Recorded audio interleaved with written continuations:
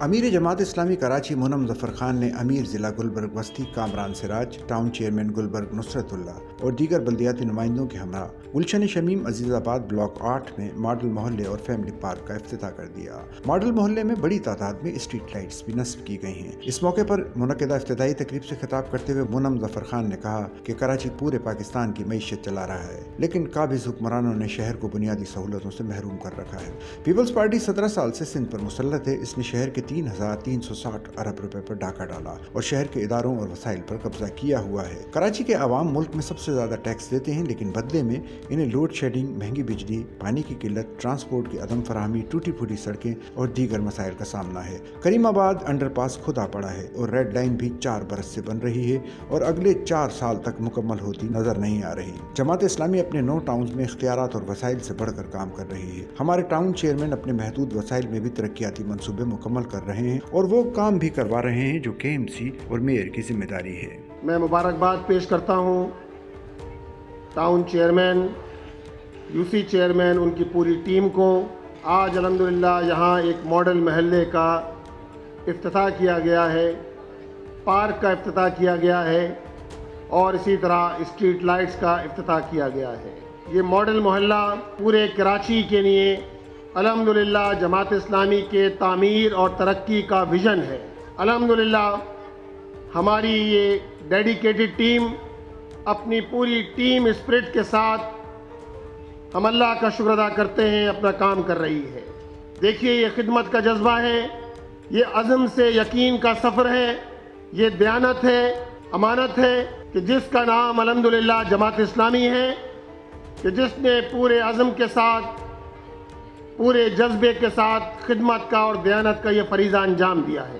Gulberg town کا میں تذکرہ کروں کہ گلبرگ ٹاؤن میں جس طرح مختلف پروجیکٹس کا افتتاح کیا گیا ہے، چاہے ماڈل اسٹریٹ ہو، چاہے ماڈل محلے ہو، چاہے یہاں ماڈل اسکولز کا قیام ہو، اسی طرح روڈ سائڈ جنگل، واٹر ہارویسٹنگ، کراس واک کا اہتمام، جس طرح یہاں واٹر پمپ پہ کیا گیا ہے، اور اب اس سے آگے بڑھ کر گلیوں کو، محلوں کو سنوارنے کے لیے ہزاروں کی تعداد میں اسٹریٹ لائٹس ہوں یا پھر گلیوں میں پیور بلاکس لگانا ہو، اور اسی طرح شاہراہوں کو استرکاری کرنا ہو، الحمدللہ یہ سارا کام جاری ہے۔ شہری سہولتوں کی فراہمی جماعت اسلامی کی ترجیح ہے۔ سیوریج اور پانی کے مسائل ٹاؤنز کی حدود میں نہیں آتے، لیکن جماعت اسلامی کے ٹاؤن چیئرمینز اپنے ٹاؤن کے بجٹ کے وسائل سے سیوریج اور پانی کے مسائل حل کر رہے ہیں۔ 1.5 ارب روپے سیوریج کے مسائل کے حل پر خرچ کیے، 171 پارکوں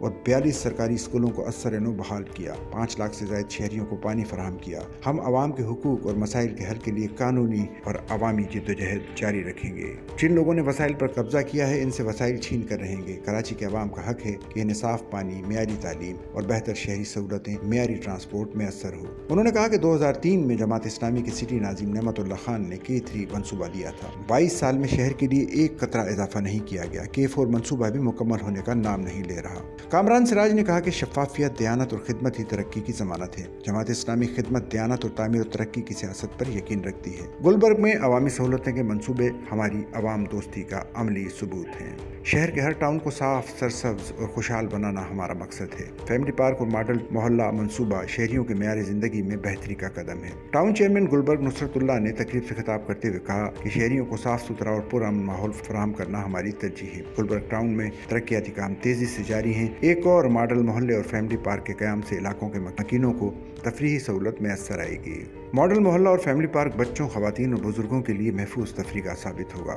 گلبرگ کو صاف، سرسبز اور خوبصورت ٹاؤن بنانا ہمارا ہدف ہے۔ تمام ترقیاتی منصوبے شفافیت کے ساتھ مکمل کیے جا رہے ہیں۔ ہم وعدے نہیں، کام کر کے دکھانے پر یقین رکھتے ہیں۔ ہمارے ٹاؤن کا ہر محلہ ماڈل محلہ بنے گا، یہی ہمارا عزم ہے اور ہم عوامی خدمت اور مسائل کے حل کی جدوجہد جاری رکھیں گے۔ UC چیئرمین خواجہ قمر اور وائس چیئرمین محمد الیاس نے بھی تقریب سے خطاب کیا۔ تقریب میں علاقہ مکین خواتین، بزرگوں اور بچوں کی بڑی تعداد نے شرکت کی اور ماڈل محلہ اور فیملی پارک کے قیام پر جماعت اسلامی کی مقامی قیادت اور بلدیاتی نمائندوں کو زبردست خراج تحسین پیش کیا۔